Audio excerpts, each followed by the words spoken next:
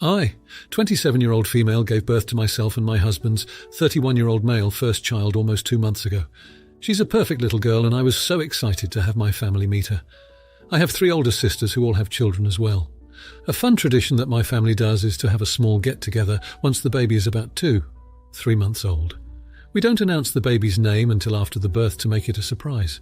At the little party, we give the parents a bunch of small gifts that have the new baby's name on them. My grandmother always quilts a beautiful baby blanket and embroiders the baby's name. She's done this for all of my sisters and cousins. The issue is the name my husband and I chose for our daughter. For context, my grandma has a unique history with her own name. She was born as Lucille, but from the time she was 8 years old, she told every single person she met that her name was Barbara. She did this for years until even her family called her Barbara. She even got her name legally changed. When I was a child, I always asked her why she changed it. She simply said she liked Barbara better.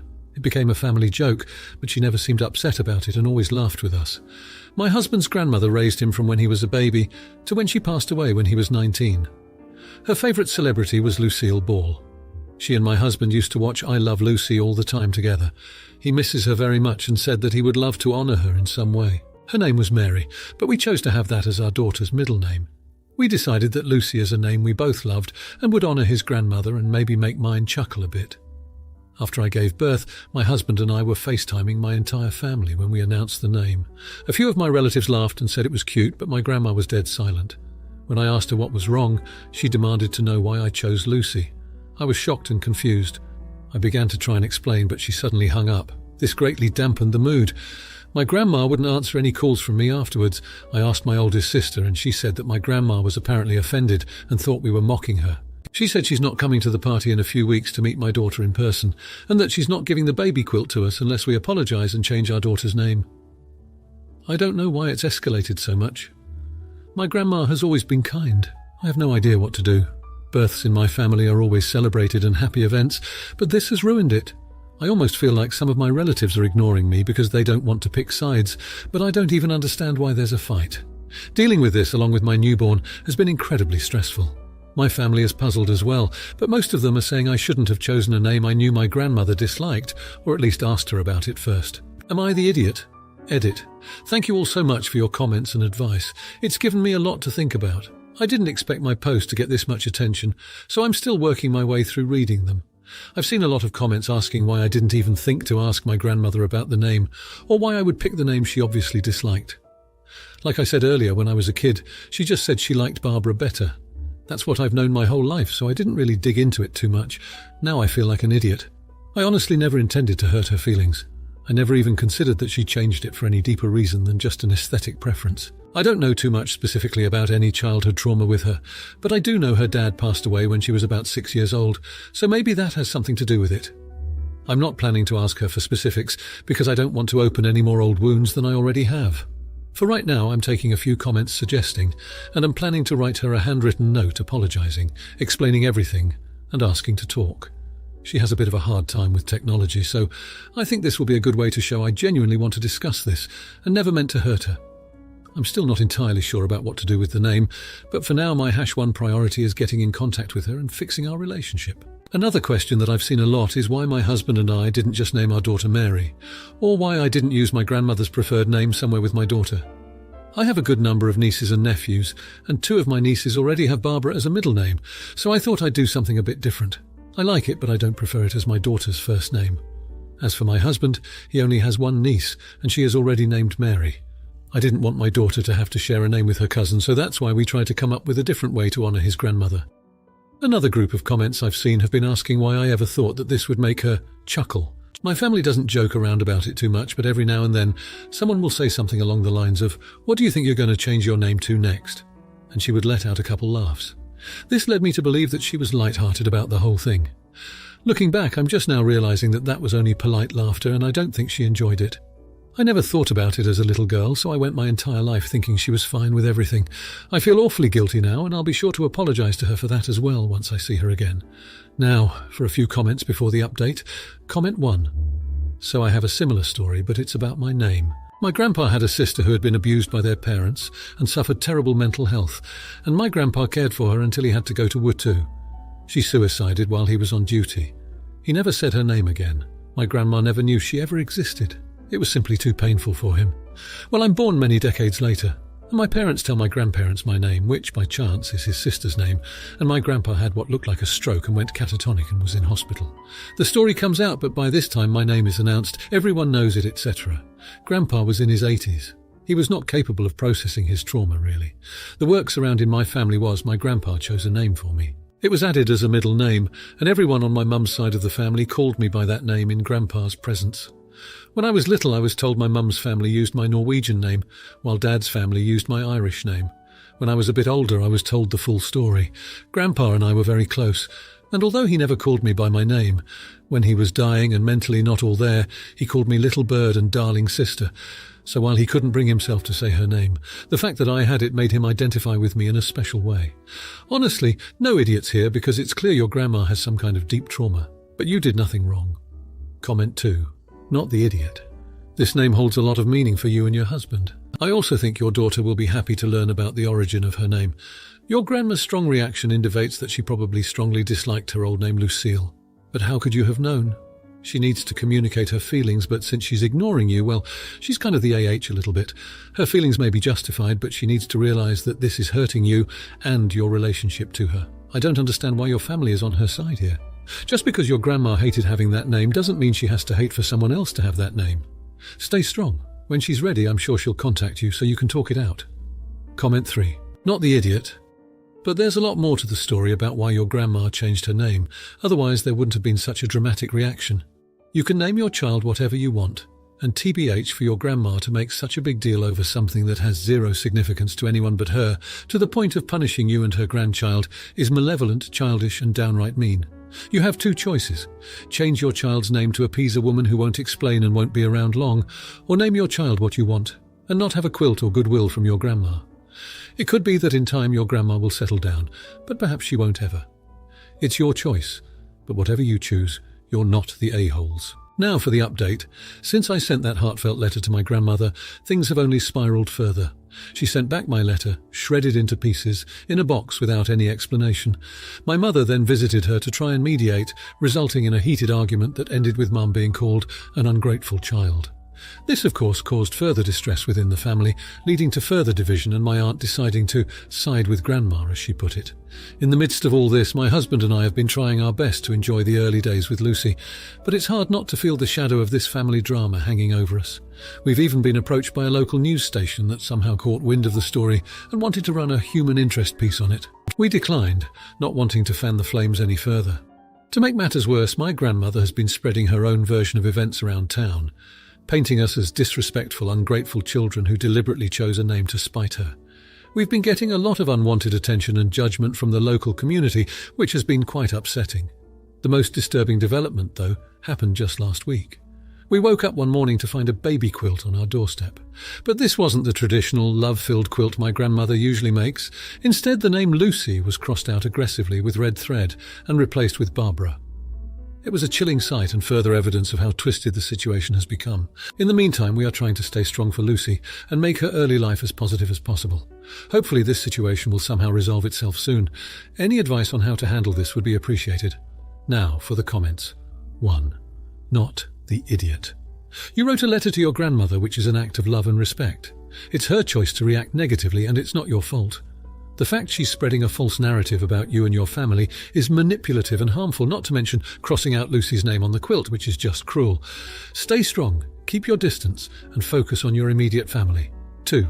Not the idiot. This is a form of emotional abuse, and it's unacceptable. You tried to bridge the gap by involving your mother, but it only escalated the situation.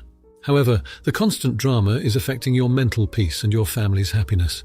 Cut off contact with your grandmother and aunt until they can behave in a more mature and respectful manner. They are the ones causing this rift, not you. 3. Not the idiot. Your grandmother is clearly trying to control the narrative, which is not fair to you or your family. Rejecting your heartfelt letter and then proceeding to tarnish your image in the community is far from respectful, and the quilt with Lucy's name crossed out is a low blow. You may want to consider legal action if her actions are causing significant distress or damage to your reputation. Your primary responsibility is to protect your immediate family. Now for the next story. I, female 31, am 32 weeks pregnant with my husband's and my first child. I have been co-workers, friends with Claire, female 36, since I joined the company 5 years ago. We have always been quite close, but I have been getting increasingly annoyed with her while I have been pregnant, and it all came to blows at my baby shower last week. For some backstory, Claire has struggled with fertility for years. She suffered from a pregnancy loss a few years ago and tried IVF, but that failed, which led to the end of her marriage. I was supportive throughout and tried to be there for her as much as I could. Everything was okay between us until Claire found out I was pregnant. From the moment she found out, she has become slightly obsessed. She touches my belly constantly, begging to feel the baby kick, and always asks how our baby is. I hate this and have made a point to say I don't like people touching my stomach apart from my husband. Claire, in turn, always tells people I don't like anyone touching my stomach apart from family, which she claims includes her. Edit. I told Claire that I didn't like anyone but my husband touching my stomach. She chose to ignore it. There have been other issues, but the main issue arose when I had my baby shower last week. My mom and mother-in-law organised the whole thing, but apparently both were bombarded with messages from Claire because she knew exactly what I wanted. She kind of took over the shower and made sure she was sitting next to me for the entire thing. While I was opening gifts, Claire burst into tears, saying how many of the gifts were items she would have been given at her own showers if she hadn't had her miscarriages. In the end, she had to be comforted by several guests. After the shower, I called her up and said that I think she needs to take a step back and I'm worried this is too much for her. Claire quickly fired back, saying that she was fine and that the baby needed Auntie Claire. Finally, I'd had enough and said that I really needed her to back off, as she wasn't part of the family, and I felt like I was being suffocated. Ever since then, numerous co-workers have said that I need to apologise to Claire and that I was a jerk for being so harsh with her, so am I the idiot? Edit. For those saying I should find a new job, I can't do that because of my maternity pay. I was promoted last year, so I'm quite high in our firm, and it would take a long time to start again from scratch at a new firm. I will talk to HR, though, if I continue to be hounded by co-workers. Further edit, if people could please stop saying she's going to steal my baby or cut it out of me, that would be great. It doesn't help during what is already a stressful time. In my country, we have really high security in maternity wards regarding visitors, so no, Claire will not be able to steal my baby from the hospital. Yes, I have a Ring doorbell on my home. We've had it for years. No, Claire does not have a key to my house. No one apart from our parents does. And she has never been asked to babysit. The only people we'd ever asked to babysit are our parents or my husband's sister. Now for a few comments before the update. Comment 1. If I read this correctly, you had a private conversation with Claire, asking her to back off, and now other co-workers are weighing in. Clearly, Claire has been trolling for votes in the workplace. IMO, I think it's time to take this to HR. 1. She's been putting her hands on you despite being asked to stop. 2. You've spoke to her privately, trying to set boundaries, and her response was to whip up support with co-workers, resulting in a hostile work environment for you that is in danger of affecting the productivity of the team as relationships are becoming frayed. Don't mention her attention-getting behaviour at the shower. That's not HR's concern. They do need to know about the physical issues and the subsequent trolling for votes to get co-workers to turn on you. A divided team is not a well-functioning team, not the idiot. Comment 2. Not the idiot. Get her photo to your birth centre and start the restraining order now. I'd also tell HR she's going over the top and it's feeling stalkerish to you. And tell her she won't be seeing the baby until the rest of the public does. Say 3 months old. Better to have her lose her shti now before you're healing postpartum and have a newborn. Comment 3. Not the idiot. Claire needs therapy and support, but she doesn't get to ignore your boundaries or requests. It's terrible that she's struggling, but you can't be responsible for her mental stability, and she's way too involved in your pregnancy. Painful though it will be for her, she needs firm and clear direction to back off and let you have space. Now for the update. Well, it's been a wild 2 weeks. First off, the talk with HR was a disaster. They treated the situation as a joke, asking me if I wanted a no-touching bubble and how they could enforce that. Left their office in tears. So much for company support, huh? But wait, it gets worse. Claire, emboldened by what I can only imagine was the smug satisfaction of my failed HR endeavour, amped up her obsession. She started following me to prenatal appointments. I only noticed when I saw her car in the parking lot, 3 times in a row. Overwhelmed, I finally sought legal advice. A lawyer friend recommended a restraining order and I filed for it. Claire was served at work. It was the most nerve-wracking day of my life, but also a relief. She was furious, screaming and crying. She even threw a stapler at our boss when he tried to calm her down. Needless to say, Claire was promptly fired. Thought that'd be the end of it, right? Oh, how I wished. A week after the restraining order was in place, I woke up to find my front yard vandalised. Obscenities, a crude drawing of a pregnant woman with a target over her belly, and the chilling words, "baby snatcher" spray painted all over my property. The police were called, and I mentioned Claire. They went to talk to her, but apparently she was on a spiritual healing retreat in a location her family did not know. That same day I had an ultrasound scheduled. I was on edge, terrified Claire would somehow be there. But this time, it was a friend waiting on me, my former co-worker Jen. She confessed that she felt guilty for not supporting me initially and offered to drive me to my appointments from now on. Grateful, I agreed.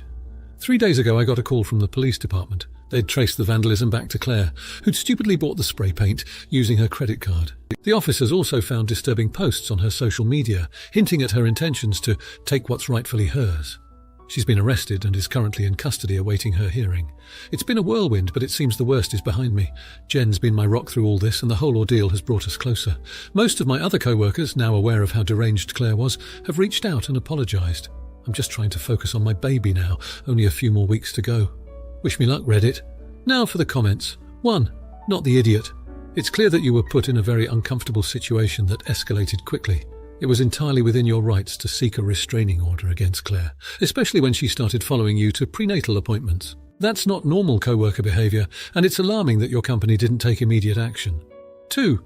Not the idiot. The fact that Claire vandalised your property and made disturbing posts shows that this was more than just a workplace disagreement. It's a serious violation of your personal space and safety. Your other co-workers apologising for not understanding the situation earlier shows that they too believe you are not in the wrong here. 3. Not the idiot. Your main focus should be your health and the health of your unborn child. It's unfortunate that you had to go through such a traumatic experience, especially during a time that should be happy and exciting. It's good to hear that you have the support of Jen and other co-workers now. Just remember, you did what you had to do to ensure your safety and peace of mind. If you liked this video, you'll probably like these too. Also, while you're here, please consider subscribing. It's your support that keeps this channel alive and allows me to make better and longer videos. Have a great day.